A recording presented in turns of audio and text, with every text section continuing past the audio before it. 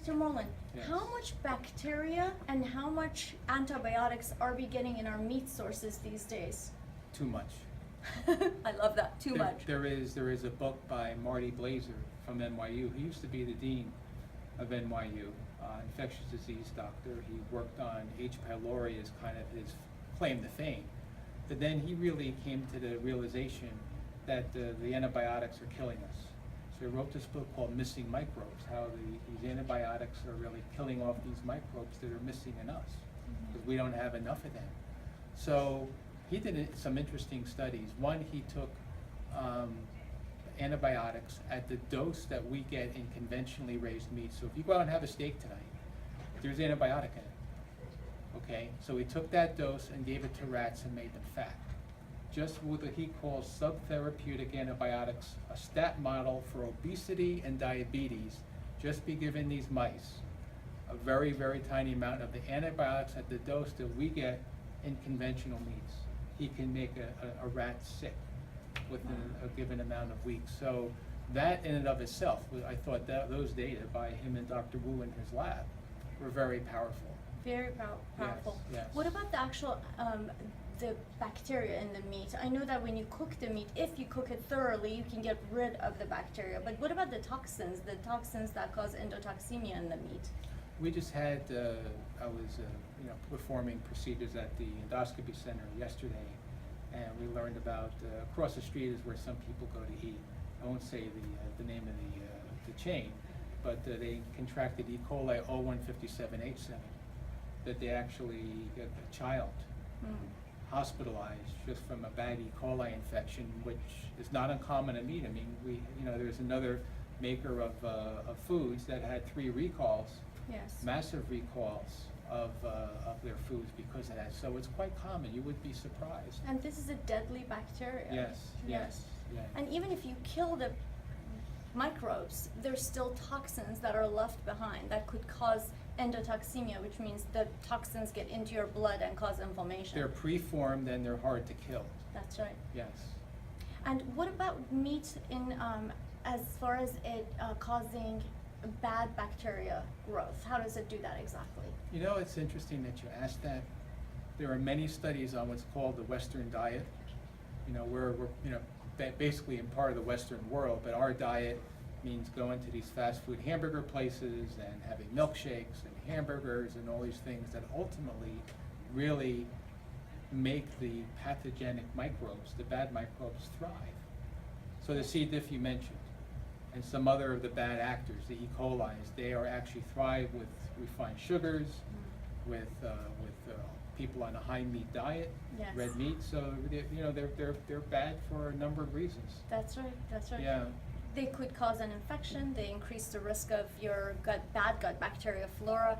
They could cause constipation, because naturally I've seen my patients, I'm sure you probably experienced the same thing, when they eat a lot of meat, what happens is they're not eating enough vegetables. Yes. It automatically, most of the Yes. calories come from meat and not enough fiber. And I guess the magic number for fiber is what, about 80 grams per day? Is that what the... Well, if you could, I mean, in Africa, where they have virtually no colon cancer and no diverticulosis, right? They're in the 50+ gram of fiber a day. Right. In the U.S., the recommendation is 25 to 35 grams a day, and less than 50% of the population meets that very minimal standard. Right. So we're really woefully behind, no pun intended, but we're woefully behind in our fiber intake. So you should be doing at least 35 grams a day, at least. And it's unfortunate because we're being educated incorrectly, with the Atkins diet, with the paleo diets, with all these fad diets coming around. Unfortunately, they take us backwards. Yes. And so people get afraid of carbohydrates, and they actually don't understand most of the vegetables are full of fiber, which is not like, that's good carbs. It's not like refined sugars. Nobody says to eat a refined sugar. But carbohydrates are good for you, and they have vitamins and nutrients and macronutrients. So it's, unfortunately, it's difficult to understand. So I don't blame people, but naturally, they just end up avoiding the good stuff. It's funny, I'm writing an editorial for a special section of a nutrition journal, And the first part of it's all about confusion in the nutrition literature. Right. Contradiction and really fast changing in trends. Yes. And so one day, what we believe is dogma, 5 years later is refuted. Yes. And that's the challenge in nutrition, but the other problem is that, you know, books come out that are just very promotional in nature and are Yes. not always evidence-based or scientific. True. And so, and basically, you know, like the Pied Piper, people follow and do things because, you know, Dr. X said it. Right. And they're being misled, and one of the biggest, as Angie, Dr. Angie had pointed out, it's really these people who promote fiber deficient diets because they really put this mania or this really fear, paranoia of carbohydrates, but it's not about quantity, it's about quality. It's about both quality and quantity. Right. So if you're really going to be carb phobic, you're going to miss out on the good ones. Absolutely. Or proteinaholics. That's Right. Well, now. let me say a word about that. I was try to remember the French doctor who came out with his book, the Dukan Diet. When his book came out, I was interviewed about all that, and you know, I was on the Dan Roderick show in Baltimore, and we talked about that, and it was just we're just over.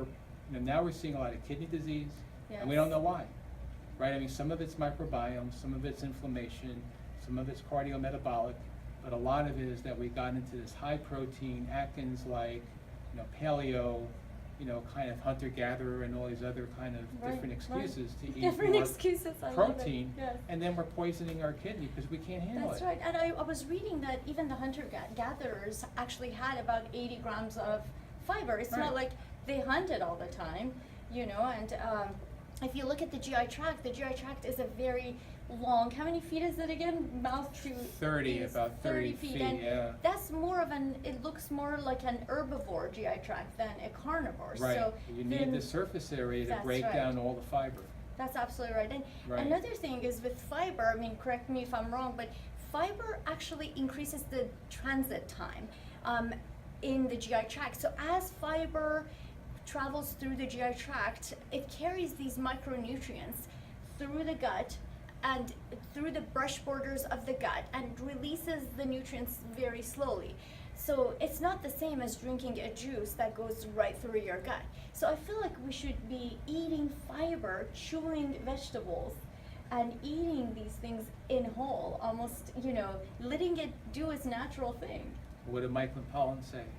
Eat plants, right? Mainly plants. And that's what, I think that's what the best thing to do is to eat. If you're going to have a mixture of foods, at least eat mainly a plant-based diet. Yes. And I think Michael Pollan made a lot of sense and still makes that today. Beautifully said. Thank you so much. All right.